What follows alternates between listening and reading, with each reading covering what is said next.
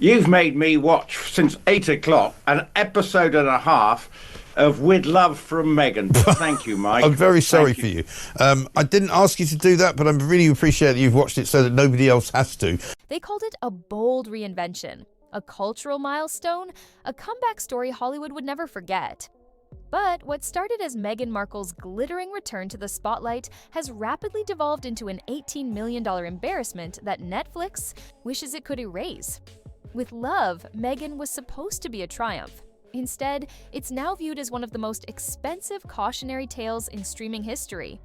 Netflix isn't known for making emotional decisions, but when co-CEO Greg Peters personally stepped in to deal with the fallout, it sent a clear message. This project wasn't just underperforming, it was radioactive. Behind the scenes, executives were scrambling, legal teams were issuing warnings, and production crews were working 18-hour days just to salvage what was left of the wreckage. And Meghan, she wasn't taking the criticism quietly. In fact, sources say she doubled down, refusing to admit fault and instead blaming everyone around her. Let's rewind to how this all began. At first, the partnership between Netflix and the Duchess of Sussex seemed like a masterstroke. Meghan had global name recognition, an activist brand, and a compelling personal narrative.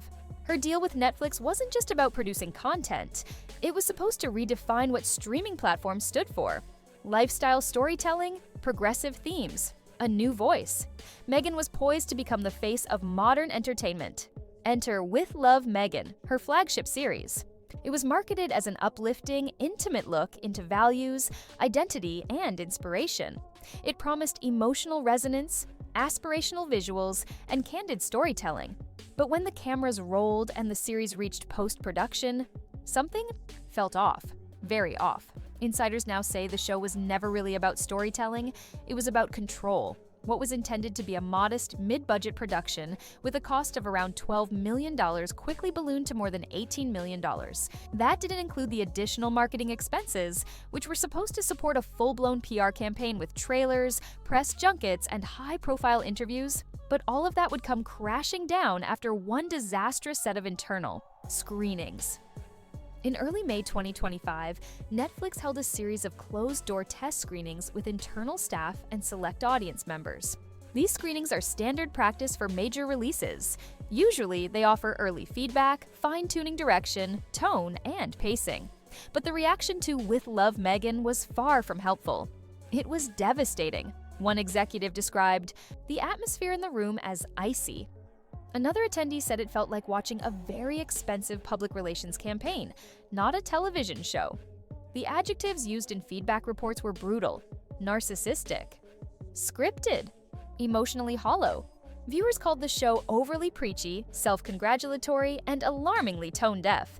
Some attendees even laughed, not at jokes, but at moments that were clearly intended to be heartfelt. One reviewer said, "There's no vulnerability, no honesty. It feels like someone trying to win a humanitarian award rather than tell a story." The tone was so condescending, the messaging so obvious, that it triggered a wave of secondhand embarrassment. It didn't take long for the fire alarms to go off inside Netflix headquarters. Greg Peters, co-CEO of Netflix, rarely gets directly involved in specific content rollouts, but this time, he called an emergency meeting. Senior executives were summoned, including Bella Bajaria, the head of Global TV. They weren't discussing how to promote the show, they were figuring out how to contain the damage. According to internal sources, Peters was furious that a project of this size and scope had passed through so many checkpoints with such glaring flaws. His decision? Cut losses, halt promotional plans, reassess everything. The show, once hailed as a prestige production, was now considered a liability. One executive referred to it as a brand risk, while another bluntly said, "We should have seen this coming." The fallout was immediate. Rollout strategies were paused, planned interviews were quietly canceled, promotional budgets were frozen, and behind the scenes, the reshoots began. The aftermath of Netflix's internal panic was felt across every level of production. Legal teams flagged episodes for potential liability, citing segments where Meghan allegedly referenced former colleagues in a way that could invite lawsuits. One voiceover, described by insiders as legally problematic, had to be scrubbed entirely. And that was just the beginning. Entire scenes were rewritten. Segments were reshot. New voiceovers were recorded under extreme time pressure. Editors were pulling all-nighters, attempting to stitch together a coherent narrative under mounting legal and creative scrutiny. The cost of these mandated changes? An additional $2 to $3 million, pushing the project well beyond its original budget. And this didn't even factor in the emotional toll on production teams, many of whom described the process as creative purgatory. But why did things spiral so quickly? According to several senior producers, the root cause wasn't bad luck. It was control. Meghan reportedly insisted on approving every version of the final cut, often demanding tweaks to even minor scenes. Dialogue had to be rewritten to reflect her personal messaging. Set designs were changed to match her aesthetic. Every element, from color palettes to guest appearances, had to align with the brand. One producer put it plainly, "We weren't making a show, we were curating a shrine." Creative flexibility, the very thing that helps shows evolve during production, was completely absent. And that rigid environment clashed hard with Netflix's normal process. As the delays piled up, insiders began using a term behind closed doors, the Markle dilemma, referring to the impossible task of pleasing a celebrity who rejected every form of feedback. The damage extended beyond the show itself. The industry began to take notice. Whispers started circulating around Apple TV, Amazon Studios, and even Disney. Meghan's name, once a guaranteed attention magnet, was now being flagged as a risk. At Amazon, one senior executive was quoted as saying, "We're not touching Meghan Markle right now. Too much ego, too little return." It wasn't just about public perception, it was about numbers. With Love, Meghan was failing to hit Netflix's internal engagement benchmarks. Nielsen projections showed the show trailing well behind other original content in the same category. And for streaming platforms, numbers speak louder than narratives.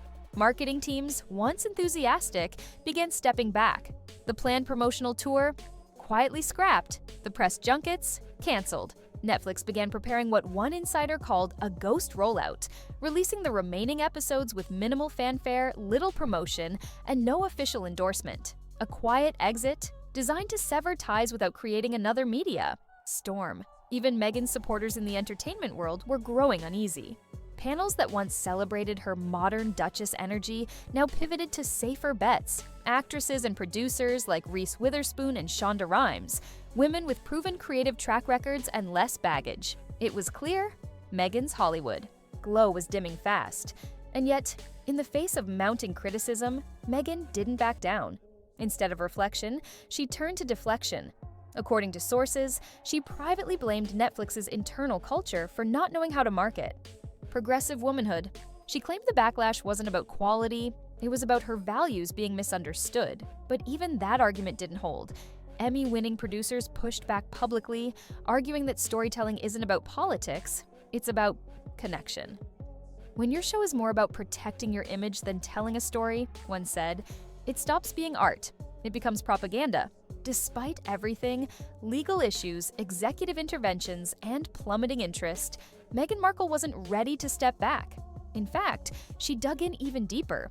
According to insiders at Archewell, her production company, Meghan remained convinced that With Love, Meghan was being unfairly targeted.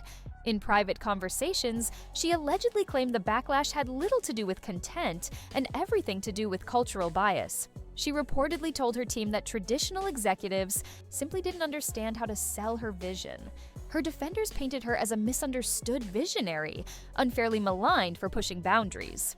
But Hollywood wasn't buying it. What had once been interpreted as confidence now came off as delusion. Even those who had supported Meghan's royal departure were beginning to ask the uncomfortable question: what if the problem wasn't the platform, but the Duchess? Media outlets across the spectrum, left, right, and center, began circling. Conservative commentators pointed to the Netflix fiasco as further evidence of Meghan's alleged entitlement. Liberal voices, once quick to defend her, began expressing disappointment in the show's tone and creative choices. The narrative shifted from one of admiration to one of frustration. And on social media, the reckoning was brutal. Hashtags like "Mock Your Netflix Flop," "Your Megexit 2.0," and "Vanity Project" trended for days. Even loyal fans expressed confusion over the series' overly scripted nature. "It doesn't feel like Meghan's telling a story," one user wrote. "It feels like she's defending a brand." Others were more direct. I tuned in for inspiration and got a TED Talk I didn't ask for. Meanwhile, within Netflix HQ, the mood continued to sour. Executives who once championed the deal began to privately express regret. Reports from Business Insider suggested that multiple internal memos had circulated, warning of what they now called the Markle effect, the high cost of partnering with a celebrity who demanded total control but delivered little payoff. Greg. Peters and content chief Bella Baharia weren't interested in another public fallout. Instead, they strategized what one insider described as a quiet exit. There would be no public cancellation, no press release, just silence, no promotion for the rest of the series. No future production updates, and no renewal announcement. Netflix was ghosting the Duchess. Even worse for Meghan, other streamers were taking notes. Several high-profile partnerships she had been in discussions for, allegedly including a wellness brand ambassadorship and a docu-series deal with Apple TV, were abruptly shelved. One executive called her an unproven commodity with too many headlines. Translation: not worth the risk. In an industry where reputation is currency, Meghan Markle's stock was falling fast. What once looked like an empire in the making had turned into a cautionary tale of ego, control, and creative miscalculation. And then came the final blow. Despite everything, the reviews, the numbers, the lost partnerships, Meghan allegedly ordered another round of reshoots. Entire episodes were reworked, scripts rewritten, scenes filmed again from scratch. Some original arcs were abandoned entirely in favor of safer, more polished material. But no matter how much gloss they added, the foundation had already cracked. The show felt hollow, overproduced, lacking soul. One reviewer described it as watching a very expensive Instagram highlight reel. Another said it felt more like brand propaganda than real storytelling. And Netflix agreed. Their internal metrics showed the show had failed to meet engagement benchmarks, the very criteria used to determine whether a series gets another season. With Love, Meghan wasn't just struggling, it was what they call in the business a dead show walking. Writing was on the wall, and Netflix executives knew it. With Love, Meghan wasn't going to be a breakout hit, a cultural moment, or even a decent performer. It was a reputational hazard with a bloated budget and a divided audience. And as the final episodes neared release, there was no fanfare. No press interviews, no social media blitz, just quiet indifference. A sharp contrast to the red carpet hype that once surrounded the Duchess's every move. What made the collapse even more damaging was that it didn't just end Meghan's momentum, it spread a sense of caution throughout the industry. Meghan Markle was now viewed as the symbol of a broader Hollywood problem, the celebrity-driven project that puts brand over substance. Executives from rival platforms began distancing themselves. Disney reportedly dropped all interest in a future collaboration. Amazon Studios halted exploratory talks. Even creative agencies that once courted her were now whispering that she had become too risky to represent. The final verdict wasn't just about a bad show. It was about a fundamental failure to collaborate, listen, and evolve. And as this silent implosion unfolded, Meghan Markle didn't publicly acknowledge the collapse. There was no apology, no humility, only vague statements. Through unnamed sources blaming structural bias and institutional failure. But by this point, even former supporters were growing tired of the narrative. Streaming is a brutal space. You get one chance, maybe two, to prove your storytelling power. And in Meghan's case, she not only missed the mark, she burned through goodwill, trust, and nearly $20 million in the process. Her critics say it's the price of ego. Her defenders say it's a consequence of being too bold, too soon. But one thing's for certain, Hollywood has moved on. The Archewell contract, once hailed as a progressive leap forward, is now being reevaluated with the same scrutiny Netflix used on other flops like Bright 2. Meghan's name, once synonymous with reinvention and courage, is now being grouped with failed celebrity ventures that promised too much and delivered too little. And the public? Well, the public has spoken. Viewers have tuned out. Industry leaders have turned away. And Meghan Markle's creative reign in streaming may already be over before it truly began. She entered Hollywood as a royal disruptor, a modern duchess poised to reshape the narrative. But in the end, it wasn't royalty that brought her down. It was the story she insisted on telling, and the unwillingness to hear what the audience was trying to say. If you found this deep dive into Meghan Markle's Netflix downfall as eye-opening as we did, don't forget to hit the like button and subscribe for more celebrity exposés, streaming scandals, and behind-the-scenes breakdowns. Drop a comment below. Was this inevitable, or could Meghan have turned it around? Let us know what you think. Thanks for watching. And remember, in Hollywood, reputation isn't just everything, it's survival.